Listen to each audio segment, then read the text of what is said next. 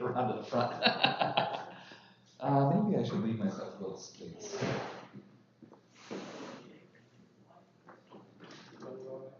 There, now I can do this. Perfect. We're here.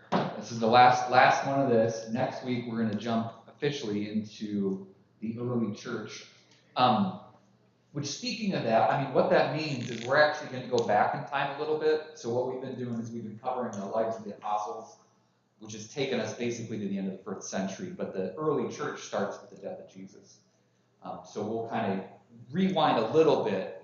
But where this will primarily, hopefully focus on will be the church between the end of Paul's missions and all the way up to kind of the foundation of the institutional church, which, we talked a little bit about last week. Kind of the way that we often think about it is like, well, when Constantine comes on the scene, that's when we get the institutional church. But in reality, it's something that happens gradually over time, like all good things. Constantine reads the room right, and that Christianity has already gained enough momentum within Rome that he and his mother recognized that it would be a good political move. I'm reading this cynically, right? I'm kind of hand waving Constantine's conversion. Okay, I'm treating him as a politician, not as a person of faith. But in reality, when Constantine begins the transition of Christianity to being a state religion, it's already kind of there. He just, he blesses it, so to speak. So that's the time span that we're going to cover in the next study. Today, we're going to wrap up talking about the final 5. But we're going to start with one that we've kind of left out because he doesn't make it past the end of the Gospels, which is Judas Iscariot. That he's one of the 12, right? Right. So we should talk about him. How come he's the only one who has the last name? We're going to talk about that. Well, he's not. And it's not technically a last name in the way that we think of last names. It is, it's what's the word that we use to describe a second name? Yeah, there's another something nim. I don't know. Epithet is the wrong word, but in this case, this is not a surname, believe it or not. There's quite a bit of debate. This is like, you hear this with everything. Every apostle we've talked about, I at five different times during talking about them make a reference. There's quite a bit of debate. Okay, there is quite a bit of debate over where this name comes from. There's 2 trains of thought. One is that this is referring to the town that he's from. So Iscariot, hold on, I have it here. Yeah, is from the Hebrew phrase Iscariot, which means he's from the town of Kerioth. I'll write that out here.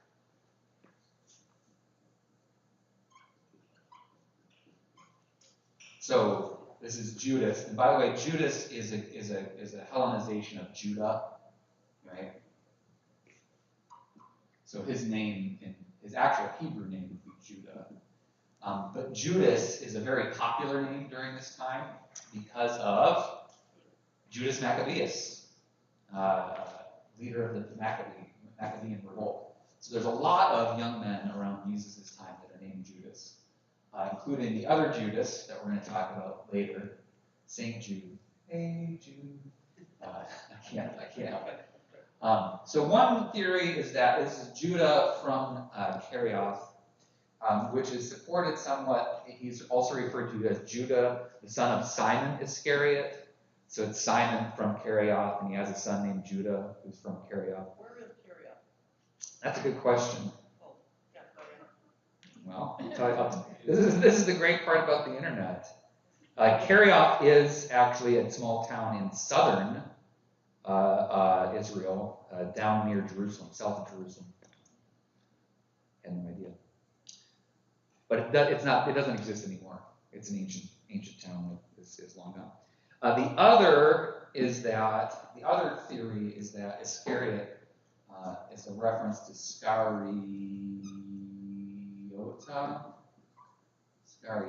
something like that, which is, you might actually begin to recognize some of this, which is a weirdization of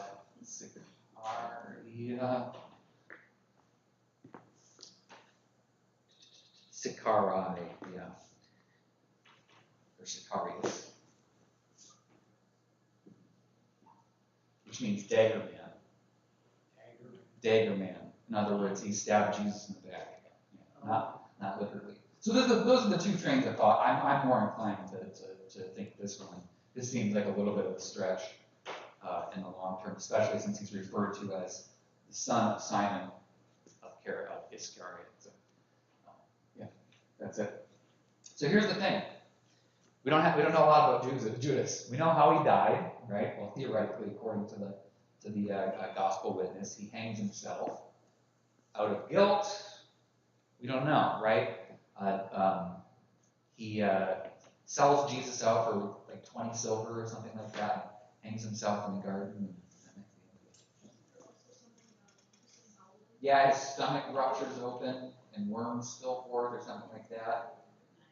So and we talked about this last week, right? Tradition versus history is we're 21st century. We want to know the truth, what actually happened.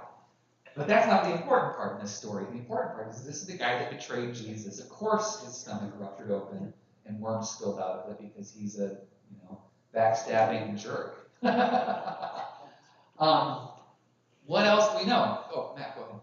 I read a book once about this. So it's either where he killed himself or where he was buried. Yeah. It was a place called the Field of Blood. Yeah. And it's one of those stories that kind of thrills your hair as well.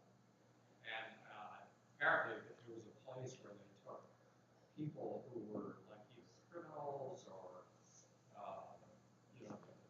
poor people living around the edge of town and didn't have a place to bury them, into this place and just kind of dumped them down. Yeah. And it's just this awful place, fire burn and all this kind of thing. It's the pit. Yeah. Yeah. It still kind of exists, except of course they don't dump the bodies. Yeah. So that.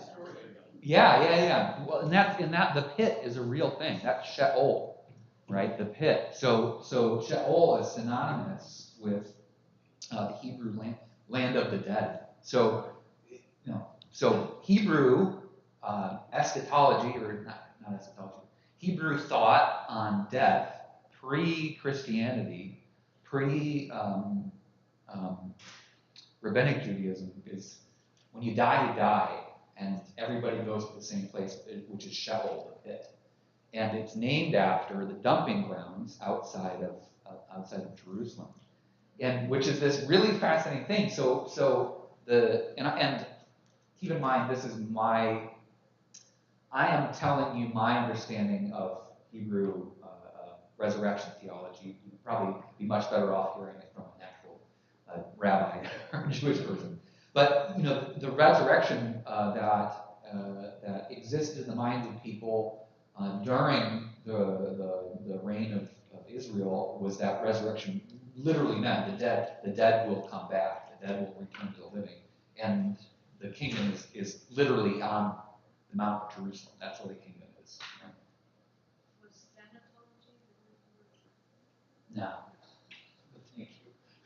Thank you.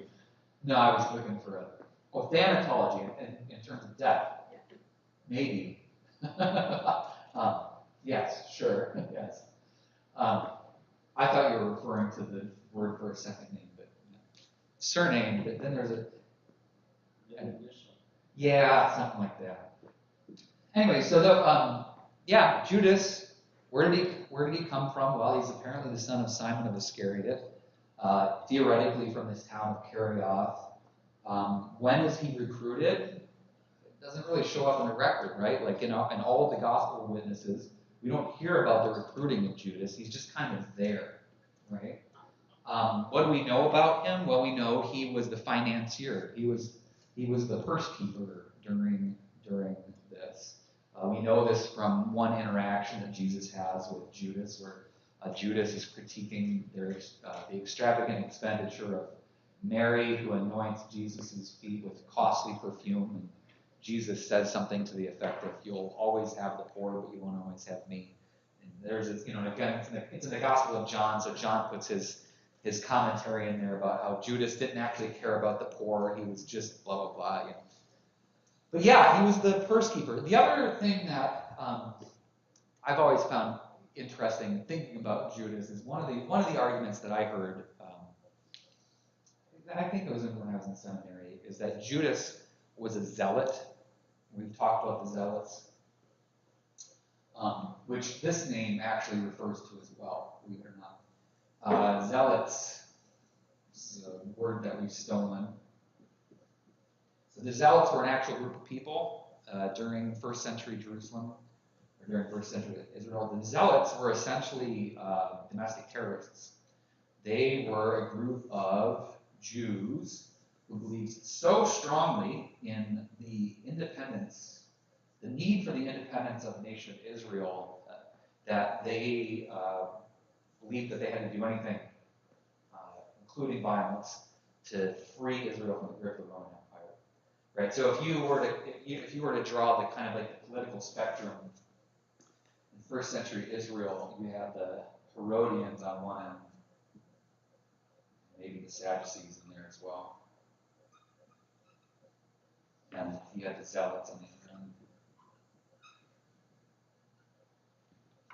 And it was a very polarizing time, believe it or not. Similar to our modern era. There was quite a bit of polarization that existed. And the Pharisees were somewhere in the middle, although they were probably closer to this end. But then you had a bunch of other groups like the Essenes, who were essentially the Green Party, and stuff like that. Anyway, we're getting a little bit off topic, but I always find this stuff interesting. The Herodians were fascinating. The Herodians very much agreed with Herod the Great, right? The great works project builder, which was that Romans, Assyrians, Egyptians, doesn't matter. We've always had somebody that we've had to, pay bribe money to. Whatever it takes to build up the kingdom of Israel. After all, God's going to figure it out anyways. And so they were very much, in league with whatever power would help them do their thing. The Sadducees tended to side with the Herodians a lot. But the Sadducees were more kind of, I hesitate to use like the word conservative, but they're more like kind of the good old boys club, so to speak. It's all men, obviously, but this is not a large group. The Sadducees were actually a pretty small group of people that believed very firmly in the sanctity of the Mosaic law. But the big difference between the Sadducees and the Pharisees, and we talked about this not so long ago, was the Sadducees believed that it was the job of the temple to keep the law. And so placing the power firmly in the institutional church, right?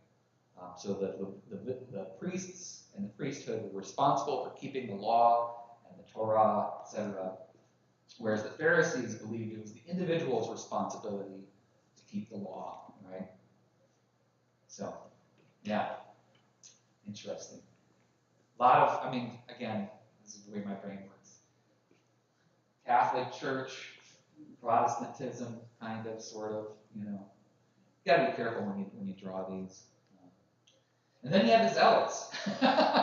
So, anyways, I got off on a tangent, and so Judas was thought perhaps to have been a zealot, meaning that Judas followed Jesus out of the hope that Jesus was going to be the one who overthrew the Romans, right? That he was going to be a military leader that did the thing. So this goes some distance to explaining why Judas betrays Jesus, is because when you finally get the entrance into Jerusalem and that final confrontation, Jesus takes this very spiritual left turn, right? And throws moneylenders out of the temple, starts critiquing but has been critiquing the Jewish establishment, intentionally denies temporal authority. You say that I am the king, and Judas is like, well, so much for that,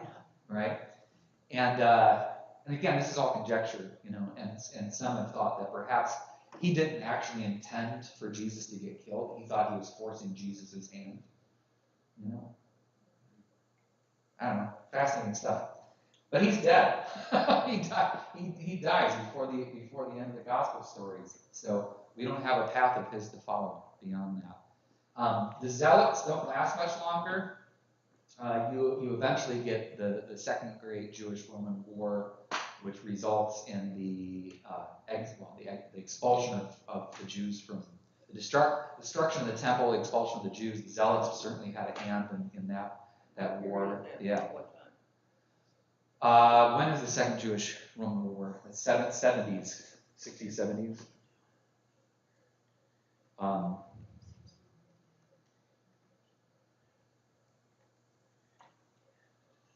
Yeah, 70. Boom, you nailed it. 70 Common Era is the second destruction of the temple. So yeah, I mean the zealots very much. You could also simultaneously compare with ultranationalists, domestic terrorists. take that where you will. All right, that's Judas. Do we want to take the squirrel route or the regular? We'll take the regular route today, in the hopes that we'll actually finish this up. So here, I did not do this intentionally, but I'm going to pretend that I did, which is that we've got 4 guys left. Okay, you remember which 4? Oh, by the way, I made a reference and I forgot to follow up on it. The other Sicarius, meaning dagger man, also referred to. There was a movement within the zealots who were assassins that were referred to as daggers, and so yeah, that's the other thought. But I think he's probably from the town of Kiriath, is my thought. Okay, who do we have left? Matthew, the tax collector, also known as a publican. Where does that come from? Well, it's probably a quick Google search away. Where did publican come from?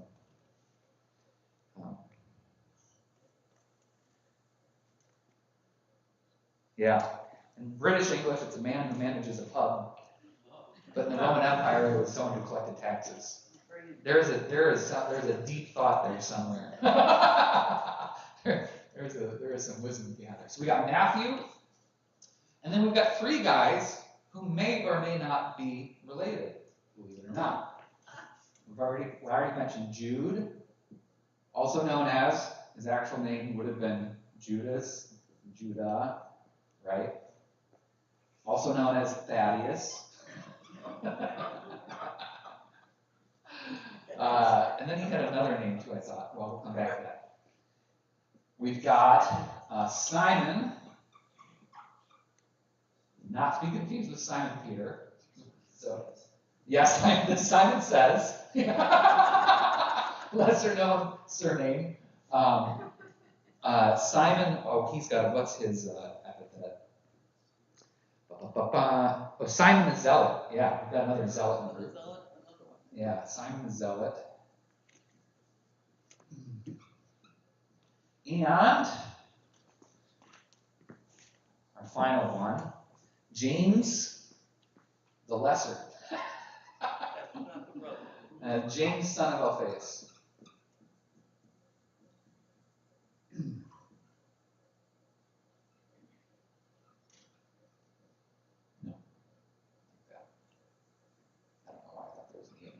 James, son of Alphaeus. Okay, so why are these 3 guys related? We'll get to that in a second. Let's talk about Matthew. What do we know about Matthew? This is Matthew, I forgot, who might also be called Levi. We talked about this not super long ago. I don't remember the context. I think we were reading, it was when I do remember the context. It's when we were studying the context of the Gospels, and we were studying Matthew's Gospel. In the other two synoptics, so not in the Gospel of Matthew, but in Mark and Luke, when they recruit the tax collector, he is referred to as Levi, son of Alphaeus. In Matthew's Gospel, the tax collector is the man himself, Matthew. Here's where things get really muddy. Okay, and this is also why I left these last four for last, this is just muddy in general. Who these guys actually were and who they became in tradition is absolutely crazy confusing, and nobody really has anything, okay? All we know is basically that they're listed in the list of disciples in the Gospels, okay? So if any of these guys, James, son of Alphaeus, Simon the Zealot, Jude, except that Jude, theoretically, wrote a letter. One of our epistles is the Epistle of Jude. So that's another question. Is this the guy that wrote the Epistle of Jude? Or was it somebody else? You know, the ever-present question with any of our... pretty popular name. Pretty popular name, it was. We don't know much about any of these guys, but there's a lot of theories about them, okay? And here's the problem. This name, and this name are the three most common names in first century Israel, okay? And we can already see it. Just within the 12, there's 2 Judes, 2 Simons, and 2 James, okay? Now, blow that worldview up a little bit, and you can imagine, like I already mentioned, there's a lot of Judases that were named after Judas Maccabeus. There's a ton of Jameses. Like, there's so many Jameses. We've already talked about James the Greater. Jesus has a brother named James, okay? Jesus also has a brother named Simon and a brother named Jude. In Mark's Gospel, Mark refers to Judas, Simon, and James, the brothers of Jesus. I think it's like Mark 8 or something like that, or Mark 4, I can't remember. So I said there are 3 guys that may or may not be related. That's these 3. But if you were to query a scholar, pick one, about who they thought these guys were, you'll get a different answer every time. It seems like, based on my reading. Were these 3 guys Jesus' brothers that came along with him to be? Yeah, that's a good possibility. Except, if you believe in the sanctity of Mary's virginity, that doesn't work. So, shockingly, the early and the modern Catholic Church don't like that answer. The idea that these 3 guys are Jesus' brothers. Because they were older? No, because that means that Mary had more than one kid. And so if Jesus was born of a virgin birth and Mary is ever a virgin, right? That's Catholic theology. Did she have 3 more virgin births? Plus the daughters. plus the daughters who don't get mentioned. We don't know, right? Like, okay, well, we do know, right? Mary, well, I'm not going to get into that today. So, are these 3 brothers of Jesus? It would make a lot of sense, right? From a certain practical standpoint. But also, we have no corroborating evidence other than a reference by Mark. That it doesn't necessarily name these 3 specific guys. It just says that Jesus has 3 brothers named Judas, Simon, and James. Okay. So, in the history, sorry, we were talking about Matthew. I jumped up. We'll come back to Matthew later. In the traditions surrounding these 3 guys, we have a lot. So let's talk about Judas. Let's talk about Simon the Zealot first. Okay.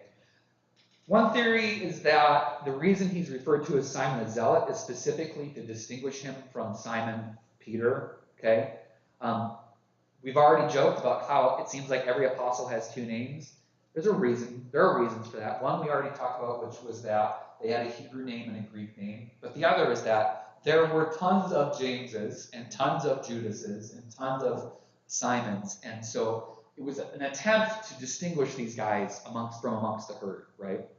So was Simon actually a zealot? That's the assumption, was that he was a member of the Zealots. However, in Matthew and Mark, he is referred to as a Cananeos or Canaanite, which would could be translated as from the Hebrew word Canaan, meaning zealous.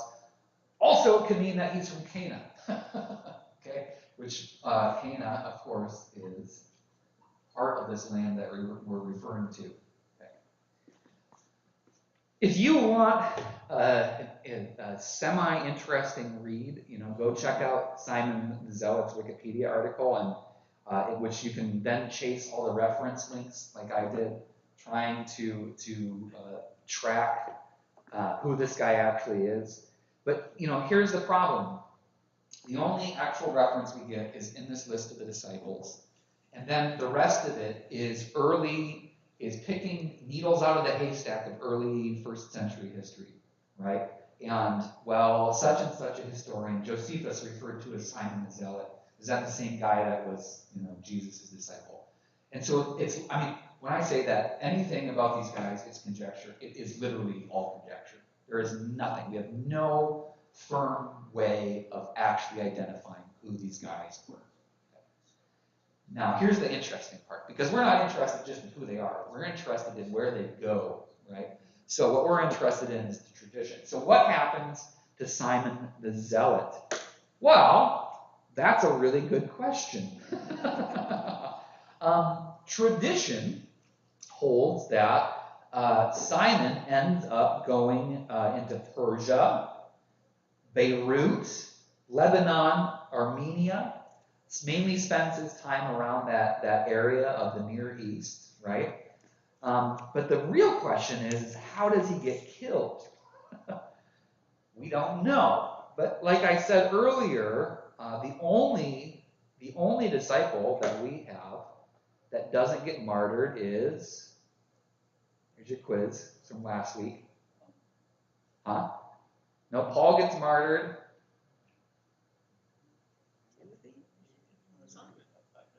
No, Peter gets killed too. James the Great gets killed.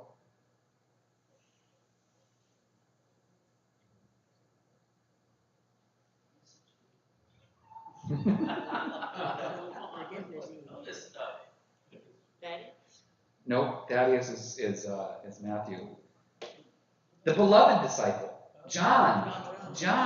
He's so beloved that he doesn't get martyred. Politics. That's exactly it. So the tradition holds that Simon the Zealot dies sometime around 65, and he's killed in Beirut. Is the tradition. But again, where we get this from is not historical documents per se. It's the kind of stuff that we talked about last week, where as the church is becoming an institutional church, and the people are trying to better understand how they got where they're at, they're trying to collect the stories of these people. Well, the story that's collected is that Simon is killed in Beirut. I can't remember how he theoretically gets killed.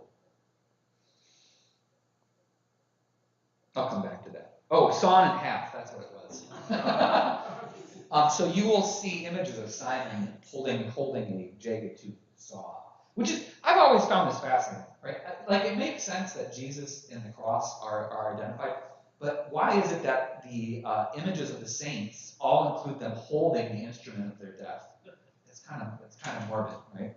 So do they have, say in Beirut, for example, do they have like shrines or memorials and that kind of thing? That's a good question. I don't know.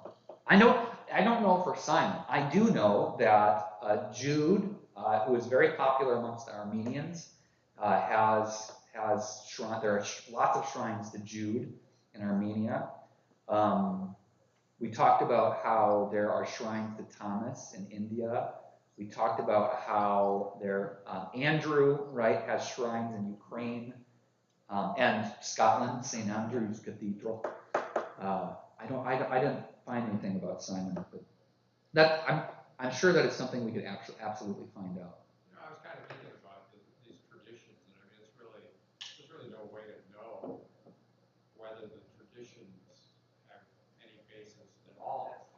No. At the same time, they're the kinds of stories that have been handed down through different groups of people for 2 centuries. And, they sort of build their community persona around that.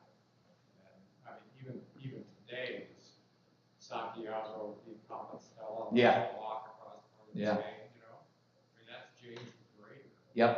Well, how could he have possibly gotten up there and used seashells for his model when he was busy down at Jerusalem trying to keep the church moving, But at the same time, there's a lot of people in the world that actually I think get some real benefits out of following that legend, making that pilgrimage and that kind of thing. And something to keep in mind too is there are 2 periods of where the veneration of these people, really blossomed. One is what we already mentioned, where early 4th century, there is a concerted effort by this early church to recover the story of these people. And so a lot of these traditions that we have come from that search for these stories, right? The other is during the era of the Catholic Church, where the cult of the saints really springs up, right? Which 14th century, 15th century, something like that. Yeah, and I mean, it's during a time in which, the way that I learned it in a Lutheran seminary, where we were doing tons of Catholic apologetics. Right? In other words, we were not celebrating how great the Catholic Church is. There's a lot of the other stuff. But the way that was often talked about is that because the image of Jesus that the Catholic Church portrayed in its theology was so distant and judgmental that the people turned to the veneration of the saints because they were perceived as intermediaries. So if Jesus is so important that you can't talk to him directly, you can talk to a saint who will put a good word in for you with Jesus. And then again, that still is kind of the theology surrounding the veneration of saints. But I don't want to talk about theology. But what you get out of that is a renewed interest in who were these people, where did they come from, where did they go, right? And just like, look at our own folk heroes. Babe Ruth, for example, right? The story, Babe Ruth, he called his shot. Where if you read the Wikipedia article about him calling his shot, he may have indicated a gesture towards center field, but whether or not he actually called his shot comes from the newspaper article that was written, about that game, because it's a much greater story that he called his shot and then promptly knocked it out at center field than he may have accidentally made a gesture in that direction and then proceeded. So, again, how we talk about our heroes is it's narrative. I mean, you've all seen the movie, has anybody seen the movie Big Fish with Ewan McGregor? Yeah, that's kind of a perfect. Big Fish. It's great. It's about a son. The dad is dying. The son has been estranged from the dad, and the son is trying to the dad loved to tell stories, and so the son is trying to piece through all these stories to figure out who his dad actually is, right? But the way that the story is told is it's told through the lens of the dad retelling all these stories, right? So it's all these Big Fish stories.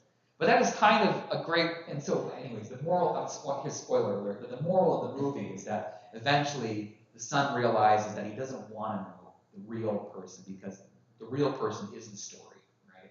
That there is that the factual person underlying all of this doesn't matter because the story and the dad are, the same thing. It doesn't matter whether we actually caught him. Kind of the same thing about this stuff, and maybe I don't want to put words into your mouth, Matt, but that's kind of what I hear you saying, which I think is a great way to think about it. Is that did Simon? Oh, one of the other traditions is that Simon also went to Britain, which all these guys made it all the way up to Britain. I don't know why, but did he actually go to the exact place that that his tradition says? Was he actually sawn in half in Beirut? I don't know, it doesn't matter. It doesn't matter because the story, the truth of that story, the meaning of that story is bigger than the fact. Who was Josephus? Whenever I read back, I put in Josephus Yep. And I don't know who he is or what his background is. So Josephus was a Jewish historian who converted to being a Roman historian. Josephus fought in the first Jewish-Roman war, and then he swapped, well, he got captured and he switched sides. But the practical result of that is Josephus is pretty much one of the only consistent witnesses that we have of first century Israel. Because otherwise we don't have much. So Josephus is who we go to try and confirm whether or not this person existed. But again, Josephus is a first century historian. Who again, we talked about how different that is. Okay, so that's Simon the Zealot. Let's talk about Jude. Yeah. Is there any significance to the fact that Jesus had two zealots in his team? I don't know. I mean, kind of like what we've just been talking about that's a good question. Is there significance to that?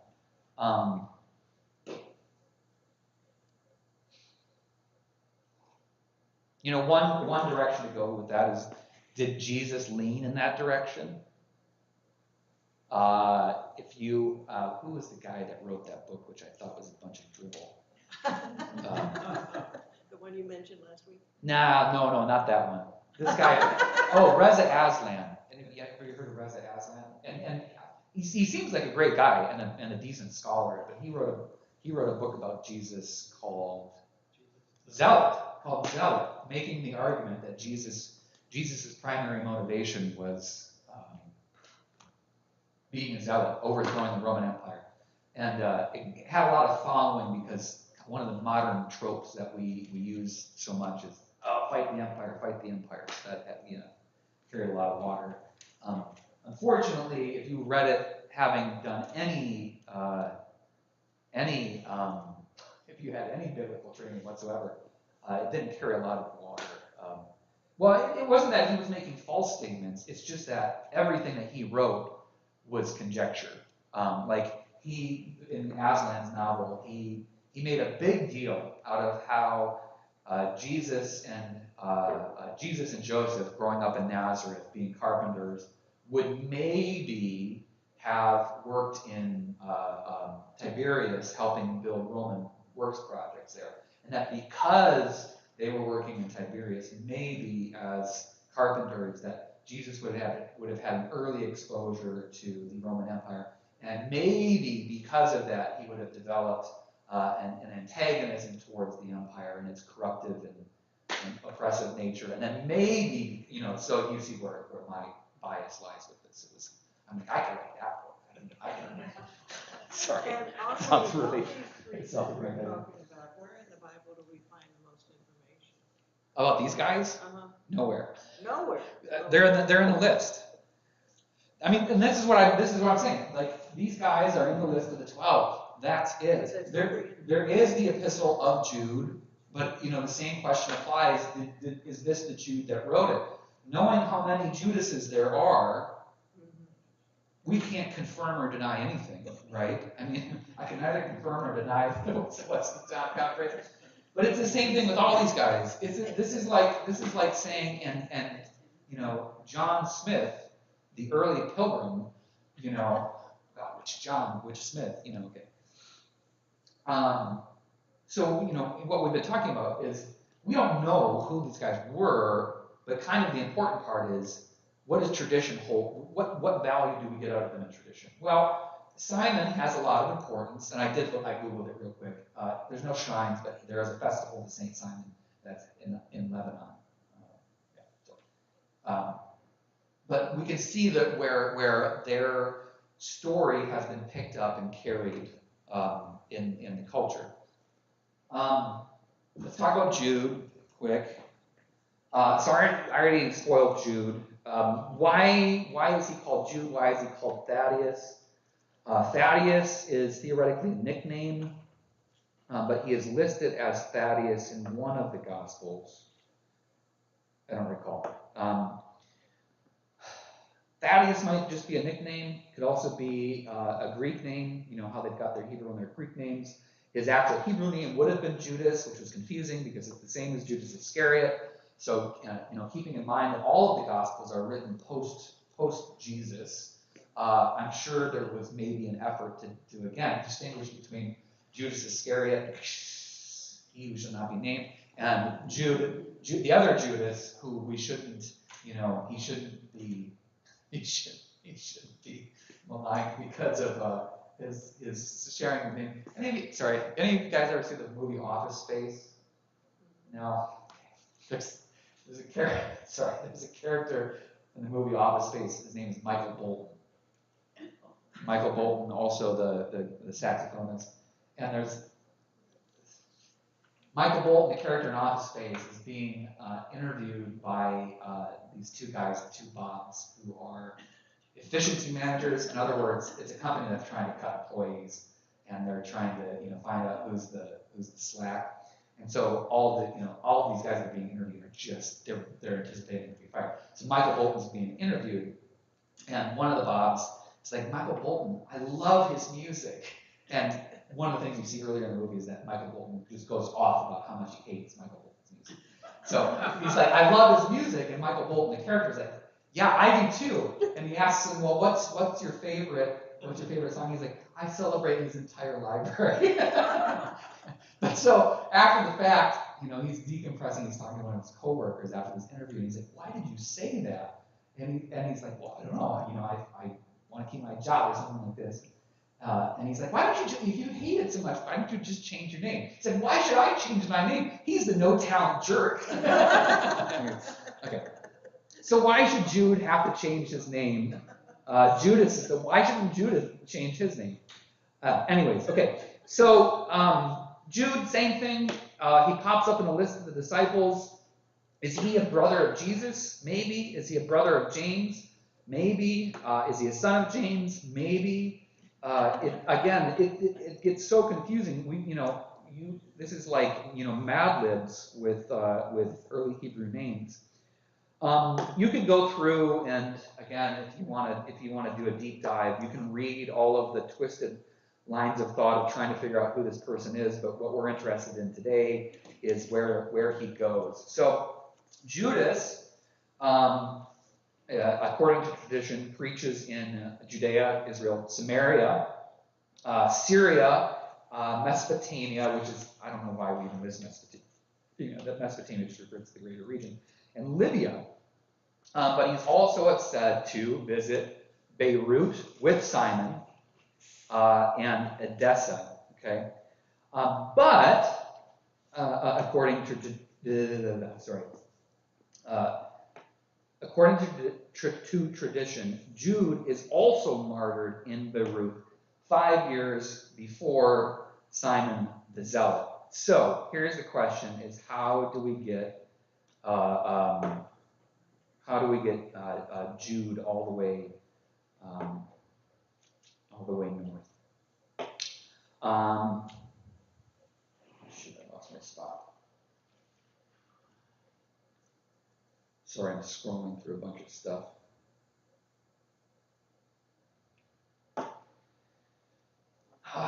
So Jude theoretically is considered to be, again, according to tradition, the patriarch of the Armenian Apostolic Church. So at some point in his time, Jude, again, theoretically ends up in Armenia. But more importantly, while in Armenia, Jude is the one that does a lot of church planting there. So what this means, again, in terms of tradition, is that if you look at the Armenian end of the Orthodox Church, you'll see a lot of St. Jude.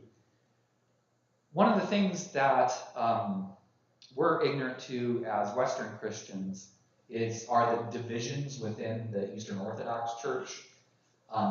Where you'll see this front and center is if you've gone to Jerusalem, specifically the Church of the Holy Sepulchre, right? I've told this story a million times, but it bears repeating. So if you go to the Church of the Holy Sepulchre, it's in the round. So Holy Sepulchre is where Jesus is buried, theoretically. Right? The markers die out. Do I have enough time? Yeah, I got 10 minutes. We can still get to Matthew. And so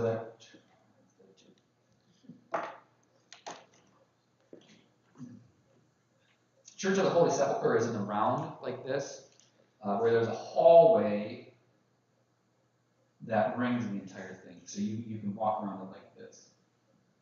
And then this area here is kind of where the sepulchre is. And this is not making a whole lot of sense. You kind of have to go there to understand it.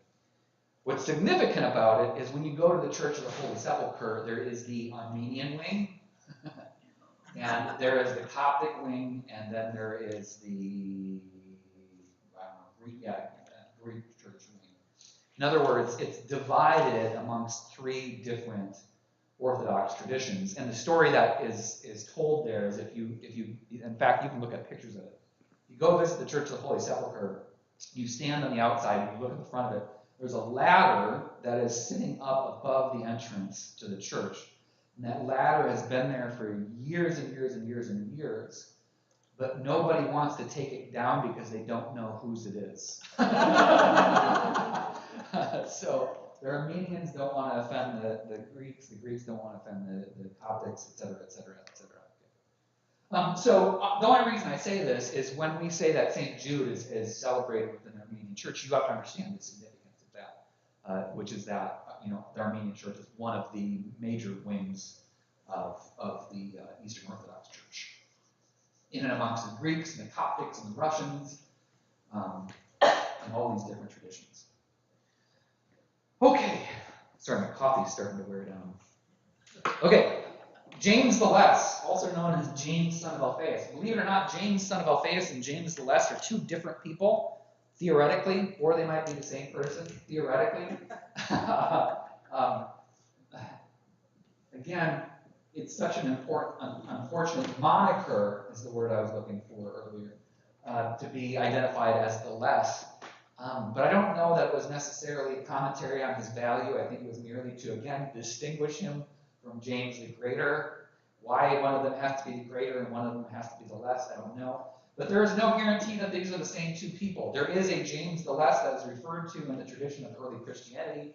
There is James, son of Alphaeus, who is mentioned in the Gospels. And there's been some attempt to reconcile these two. But whether or not that's true, we don't know. James, son of Alphaeus, is martyred in Jerusalem, maybe, or in Egypt, maybe. The only seeming consistency is that he is killed sometime early in the 7th decade, so it's around 62 Common Era. James, the Lesser, is also potentially a brother of Matthew, but maybe not. Because remember, Matthew may be Levi, son of Alphaeus, or he might not. So if James is the son of Alphaeus, maybe James is the brother of Matthew, or he's the brother of Levi, who may or may not be Matthew. Okay, you can see why this gets, why I keep joking about this, why it gets really frustrating. Blah blah blah blah blah. What happens to James? That's the piece that we're interested about. James goes. I thought, was it James that went to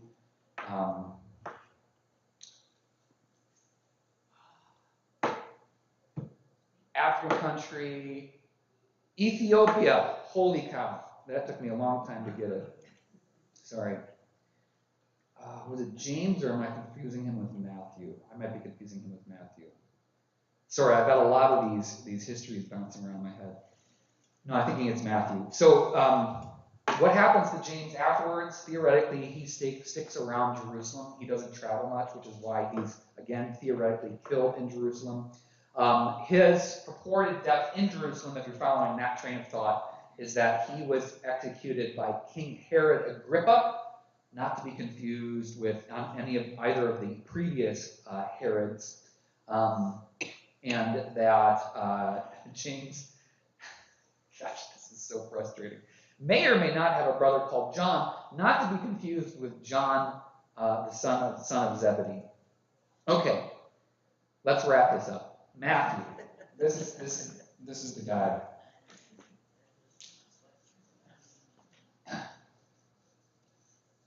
And And by the way, doesn't this also kind of answer maybe a question that was in your head, which is why don't we hear about these guys? I know several of you kind of mentioned that in our wanting to study this, which is a really valid question. Is again, if these were the 12, why don't we hear much more of them post fact? Now you know.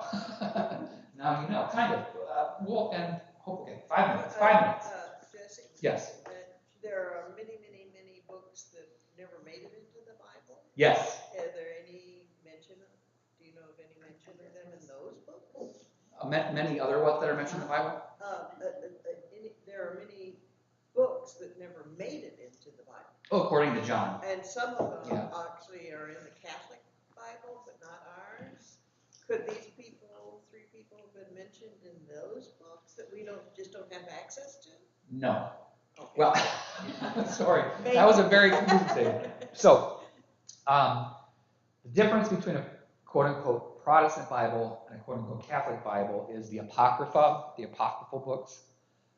Most of the apocryphal books are actually intertestamental, so they're the books that were written in between 4th century BCE and 1st century Common Era, meaning the Hebrew Bible was a thing that predated the Christian Bible, right? So the Torah, the prophets, all of those things pre-existed. That canon theoretically closed at the end of the 4th century. So the Jews returned from exile. Cyrus rebuilds the Second Temple. They do this great project of like, hey, let's make sure we don't lose our stuff. So let's write all these things down. There's a big period of writing, and then at the end of that period of writing, you essentially get what is now referred to as the Hebrew Bible. Okay. Then there were more things that are written between that. For example, the Book of Maccabees, which is in the Apocrypha, but the Book of Maccabees is the story of Judas Maccabeus and the Maccabean revolts. Okay, but then there are other books like Sirach, the one that starts with a B. These are a bunch of intertestamental books. I have to go back. I can't remember. I think there might be a couple of post-Pauline epistles that pop up in the Apocrypha as well, but it's mainly intertestamental.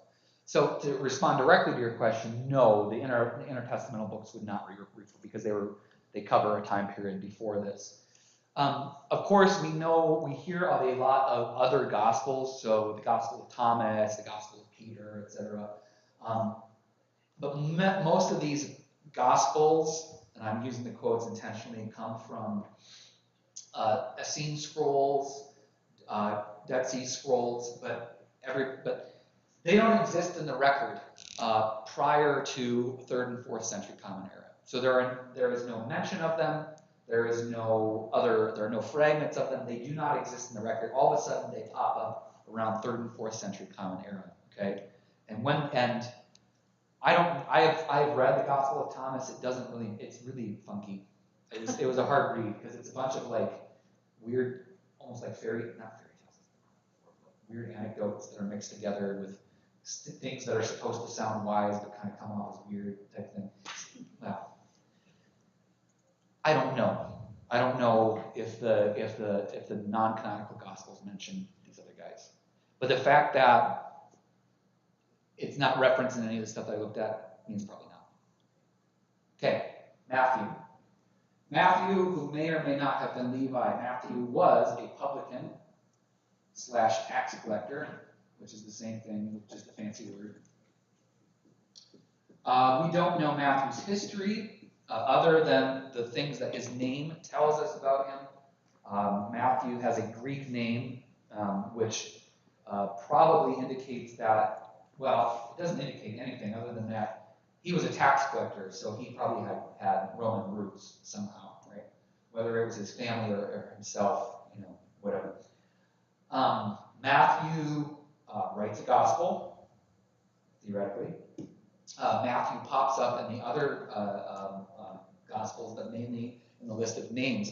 We don't actually see much interaction between Matthew and Jesus, right? He doesn't, not in John, not in Mark, not in Luke. And in Matthew, in his own Gospel, he barely refers to himself. not by name. Okay. What happens to Matthew afterwards? Well, this is the fun one. Is that Matthew kind of does the circuit that a lot of them do. He is indicated to have popped up in and around Jerusalem, maybe Lebanon, those areas. But one of the traditions, and this is the interesting one, is that Matthew, this is where I got confused, ends up in Ethiopia. And he ends up in Ethiopia and converts the queen of Ethiopia, who has a great name, which is Iphigenia. Have you heard that name before? Iphigenia of Ethiopia.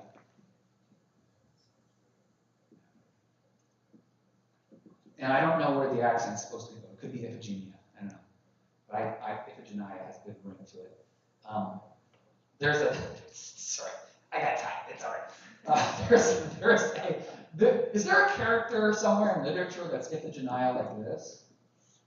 With an I? Does anybody know that's more well read than I?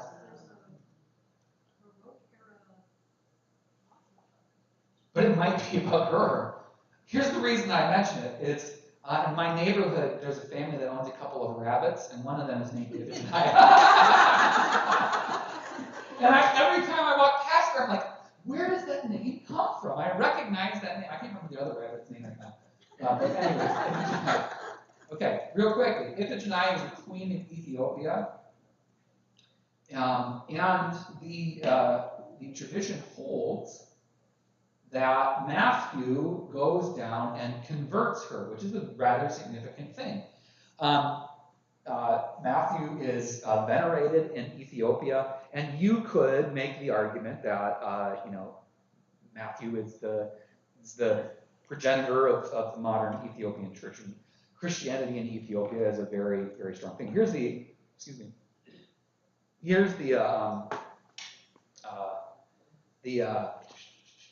fun story. So, Queen Iphigenia is not the sole ruler. She is the queen, but she's married to King Egyptus, something like this. I think that's his name. He dies. Poor guy. Iphigenia doesn't. And a new guy is elected king. His name is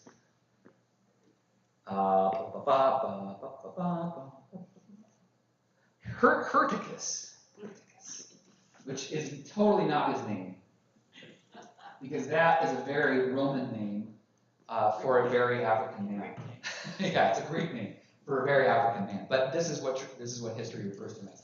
So Egyptus dies. Iphigenia is queen. Supposedly, Hyrtacus approaches Matthew, asking if Matthew will put the good word in with Iphigenia to convince her to marry him, and Matthew promptly excommunicates Hyrtacus. But that's it. Matthew is martyred in Ethiopia. Again, theoretically, because he turned down Hyrtacus, who orders his bodyguards to kill Matthew, who stands at the altar of the church and is killed there. So, ta-da! We made it. Okay, so next week, like I said, we're going to rewind time a little bit. And we're going to go back and just so that we can catch up, and we're going to talk more about like James the Greater and those early guys. By the way, the book that I'm going to be using, if you're so interested, is one that I read a long time ago, which is called, I think it's like Early Christian Traditions or something like that. I'll tell you next week. No required reading. So.